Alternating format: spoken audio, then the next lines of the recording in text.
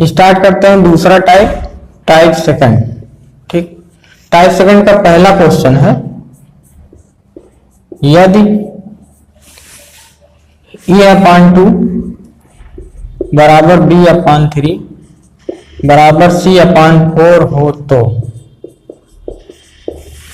a ratio b ratio c ज्ञात कीजिए।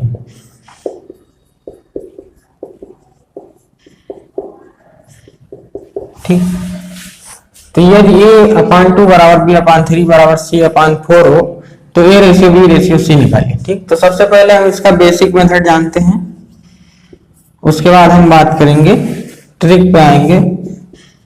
ठीक, पहले इसका बेसिक मेथड जान लेते हैं। बेसिक मेथड क्या है कि जब दो से ज्यादा चीजें एक साथ बराबर में लिखी होती हैं तो सबको बराबर के मान लेते हैं। जब दो से ज्यादा चीजें बराबर में लिखी हैं तो सबको बराबर के मान लेते हैं। ठीक, ये एक चीज हो गया, ये दो चीज हो गया, और ये दो से ज्यादा माने तीन चीज हो गया। तो जब दो से ज्यादा चीजें बराबर में हों तो सबको बराबर के मान लेते हैं। ये बेसिक मेथड आपने पढ़ा होगा कक्षा 4, 5, 6 में। तो एक बार इसको बराबर के रखते हैं, a/2 बराबर के, तो यहाँ नीचे बटे 1 करोगे और तिरछा गुणा करोगे तो a बराबर क्या आएगा, 2 के आएगा। ठीक, एक बार इसको बराबर के करते हैं b/3 बराबर के, और यहाँ बटे 1 करके तिरछा गुणा होगा तो b बराबर 3 के आएगा। इसी तरह अगर हम c/4 बराबर के करें तो यहाँ बटे 1 करके c की वैल्यू क्या आएगी, 4 के आएगी। ठीक, अब हमको निकालना क्या था, a ratio b ratio c निकालना था। a की वैल्यू आई है 2 के, b की वैल्यू आई है 3 के, और c की वैल्यू आई है 4 के। ठीक, तो अब मैंने कहा कि रेशियो हमेशा काट पीट के लिखा जाता है, तो काटेंगे जब तो यहाँ पे आएगा 2 रेशियो 3 रेशियो 4। ठीक, 2 रेशियो 3 रेशियो 4, तो यही आपका हो जाएगा आंसर। ठीक, अब हम ट्रिक की बात करें तो ट्रिक क्या है, देखिए ये जो आंसर आया है 2 रेशियो 3 रेशियो 4, वो क्वेश्चन में कहाँ पे लिखा हुआ है, तो नीचे नीचे लिखा है। तो क्वेश्चन में जो चीज नीचे लिखी होती है वही आपका डायरेक्ट आंसर बन जाता है। ठीक, तो ये आपका ट्रिक क्या हो गया कि क्वेश्चन में जो चीज नीचे लिखा है वही आपका डायरेक्ट आंसर बन जाएगा। अगर क्वेश्चन में 5, 6, 7 लिखा होता तो आंसर आपका हो जाता 5, 6, 7। ठीक, अगर क्वेश्चन में लिखा होता 11, 12, 13 तो आपका आंसर क्या हो जाता 11, 12, 13। ठीक, अगर आपके क्वेश्चन में लिखा होता 12, 8, 6 तो आपका आंसर क्या हो जाता 12, 8, 6। लेकिन मैंने कहा कि रेशियो हमेशा काट पीट के लिखा जाता है, तो अभी 2 से काटोगे 2 6 12, 2 4 8 और 2 3 6। ठीक, तो ये हो जाएगा आपका आंसर। तो मुझे लगता है दूसरा टाइप आपको समझ में आया होगा। अगले टाइप पे बढ़ते हैं, तो स्टार्ट करते हैं अगला type, type third. Type third का नाम है how to combine ratio. How to combine ratio, ratio को कंबाइन कैसे किया जाता है। ठीक, तो क्वेश्चन सबसे पहला लिखिए आप, यदि a रेशियो b 3 रेशियो 4 तथा b रेशियो c 8 रेशियो 9 हो तो a ratio b ratio c का मान ज्ञात कीजिए। ठीक, तो a ratio b ratio c का मान ज्ञात कीजिए। अब देखिए a रेशियो b अलग से दिया है, b रेशियो c अलग से दिया है, और इन सबको जोड़ करके पूछा है कि a ratio b ratio c बताओ। ठीक, सबको एक साथ इकट्ठा करके पूछा है, तो यही इसका नाम है कि रेशियो को इकट्ठा करते हैं। कैसे करते हैं, हाउ टू कंबाइन रेशियो, मतलब रेशियो को इकट्ठा कैसे करते हैं। ठीक, तो कैसे करते हैं देखते हैं। a ratio b ratio c हमको निकालना है। ठीक, तो जो जो चीज दिया है, a रेशियो b दिया है तो a रेशियो b को a रेशियो b के नीचे उतार लेते हैं, फिर एक लाइन छोड़ के b रेशियो c को b रेशियो c के नीचे उतार लेते हैं। ठीक, अब यहाँ पे एक खाली जगह बची है और यहाँ पे एक खाली जगह बची है। ठीक, अब ये खाली जगह जिसके बगल बची है उसी को भर देते हैं। ठीक, देखो अगर ऐसे देखना है, हमेशा ऐसे देखना है, जिसके बगल बचा हो उसी को भर देते हैं। ठीक, अगर हम ऐसे देखें तो ये 9 के बगल बचा है, लेकिन हमको ऐसे नहीं देखना है। ठीक, हमको हमेशा इस तरह देखना है, ऐसे देखना है। तो ये किसके बगल है? 4 के बगल, और ये किसके बगल है? 8 के बगल। ठीक, तो जो जिसके बगल बचा हो उसे भर देते हैं। भरने के बाद ऊपर नीचे गुणा कर लेते हैं। 8 त्रिक 24 और 4 अठे 32 और 9 चौक 36। ठीक, अब मैंने कहा रेशियो हमेशा काट पीट करके लिखा जाता है, तो काटेंगे अगर तो ये देखेंगे 4 से कट रहा है। 4 छक 24, 4 अठे 32 और 4 9 36। ठीक, तो 6 रेशियो 8 रेशियो 9 इस सवाल का क्या हो जाएगा?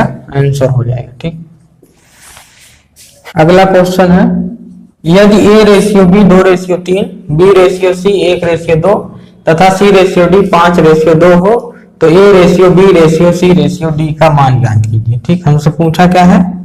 A ratio B ratio C ratio D का मान पूछा है। ठीक, तो A रेशियो B को A रेशियो B के नीचे लिख देते हैं, फिर एक लाइन छोड़ के B रेशियो C को B रेशियो C के नीचे लिख देते हैं, फिर एक लाइन छोड़ के C रेशियो D को C रेशियो D के नीचे लिख देते हैं। ठीक, इसके बाद यहाँ जगह खाली बची है, यहाँ बची है, यहाँ बची है और यहाँ बची है। ठीक, अब आपको हमेशा इस तरह देखना है किसके बगल खाली है। ठीक, तो ये 3 के बगल खाली है, तो यहाँ 3 भर देंगे, फिर 3 के बगल खाली है, फिर 3 भर देंगे।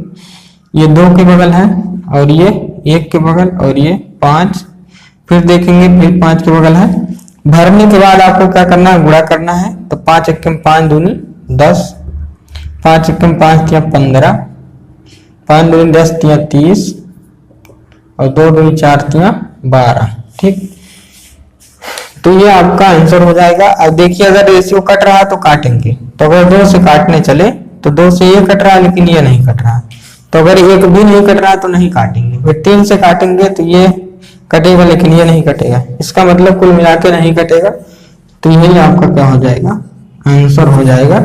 ठीक, अब अगर क्वेश्चन ये पूछा होता कि B रेशियो D बता दो कितना आएगा। ठीक, तो अगर क्वेश्चन ये पूछा होता B रेशियो D बताओ, ABCD ना पूछ करके B रेशियो D पूछा होता। ठीक, तो जो बच्चे नहीं पढ़े रहते हैं वो क्या करते हैं? यहां से B उठाएंगे 3, ठीक, और यहां से D उठाएंगे 2 और इसका आंसर दे देंगे 3 रेशियो 2, जो कि गलत है। ठीक, क्यों गलत है? क्योंकि अगर कोई बच्चा B की वैल्यू यहाँ से 3 उठाया है तो दूसरा बच्चा ये कहेगा हम B की वैल्यू हम 1 उठाएंगे। ठीक, तो जब दूसरा बच्चा देने जाएगा आंसर तो B की वैल्यू उसने 1 उठाया और यहाँ से D की वैल्यू वो 2 उठाएगा, तो उसका आंसर ये आएगा। ठीक, तो एक ही क्वेश्चन के अलग अलग आंसर हो जाते हैं अगर हम वैल्यू यहाँ से उठाते हैं तो। ठीक, तो कभी भी वैल्यू यहाँ से नहीं उठा सकते। ठीक, अगर कोई चीज 2 बार दी है, जैसे B 2 बार दिया है, अगर कोई चीज क्वेश्चन में 2 बार दी है तो हम वैल्यू को यहाँ से ना उठा करके हम यहाँ से उठाएंगे। क्यों? क्योंकि यहाँ सारी चीजें एक बार है। A की वैल्यू भी एक बार लिखी है, B की वैल्यू भी, C की वैल्यू और D की वैल्यू भी एक ही बार लिखी है, जबकि क्वेश्चन में B की वैल्यू 2 बार लिखी है और उसके बाद C की वैल्यू भी 2 बार लिखी है। ठीक, तो हम कभी भी जहां पे 2 बार लिखा हो वहां से वैल्यू नहीं उठाते हैं, क्योंकि वहां से उठाओगे तो एक लड़के का दूसरा आंसर आएगा, दूसरे लड़के का दूसरा आएगा, तो एक ही क्वेश्चन के 2 आंसर आ जाएंगे, जो कि गलत है। तो वैल्यू कभी भी यहाँ से नहीं उठाई जाती है। जब भी वैल्यू उठाना है आप नीचे से उठाएंगे। तो अगर आपको B रेशियो D बताना है तो आप B नीचे से B की वैल्यू क्या उठाएंगे? 15 और नीचे से D की वैल्यू क्या उठाएंगे? 12, तो इसका आंसर आएगा 15 रेशियो 12। ठीक, अब अगर यहाँ भी कट रहा है तो रेशियो को हमेशा काट पीट कर लिखा जाता है। तो 3 × 5 = 15, 3 × 4 = 12, तो आपका आंसर होगा 5 रेशियो 4। ठीक, तो आप हमेशा ध्यान रखिए कि वैल्यू कभी भी यहाँ से नहीं उठाते हैं जब कोई चीज 2 बार लिखी हो तब। ठीक, तो इसको मिटाते हैं, अगले क्वेश्चन पे चलते हैं। तो अगला क्वेश्चन है, यदि A रेशियो B 1 रेशियो 2 हो, B रेशियो C 3 रेशियो 4 हो, C रेशियो D 2 रेशियो 3 हो और D रेशियो E 3:4 हो तो A ratio B ratio C ratio D ratio E का मान बताओ। तो ये आपको ABCDE में रेशियो पूछा है, ठीक। तो आप वही करेंगे, AB को AB के नीचे उतारेंगे, BC को BC के नीचे उतारेंगे, CD को CD के नीचे उतारेंगे और DE को DE के नीचे उतार लेंगे, ठीक। इतना सब करने के बाद आपको देखना है कहाँ कहाँ खाली जगह बची है। तो खाली जगह यहाँ यहाँ बची है, तो जहां जहां खाली जगह बची हो वहां पे आप खाली जगह मतलब गोला बना दीजिए। तो ये आपका इतना जगह खाली बचा है, ठीक। अब आप ऐसे देखना है कि किसके बगल खाली है। तो ऐसे देखेंगे तो ये 2 के बगल, फिर ऐसे देखेंगे फिर 2 के बगल, फिर ऐसे देखेंगे फिर 2 के बगल, ठीक। ऐसे देखेंगे 3 के बगल, ये 4 के बगल, फिर 4 के बगल, फिर 3 के बगल और ये 2, फिर 2, यहाँ 3 के बगल खाली बचा है। तो इतना भरने के बाद आपको क्या करना है, ऊपर नीचे बड़ा करना है। तो 3 दूनी 6 त्रिक 18, 3 दूनी 6 दूनी 12 3 36, 4 दूनी 8 दूनी 16 3 48 और यहाँ पे गुणा करेंगे 4 दूनी 8 त्रिक 24 3 72 और 4 दूनी 8 त्रिक 24 चौका 96, ठीक। तो अगर रेशियो कट रहा हो तो इसको काटेंगे, तो 6 से कट रहा है, ठीक। 6 त्रिक 18, 6 छक 36, 6 अठे 48, 12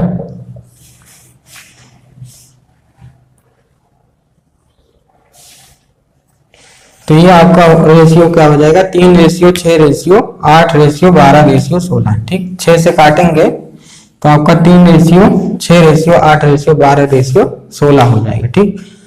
अब अगर question A ratio B ratio C ratio D ना पूछ करके आपसे खाली पूछा होता कि B रेशियो D बताओ, ठीक।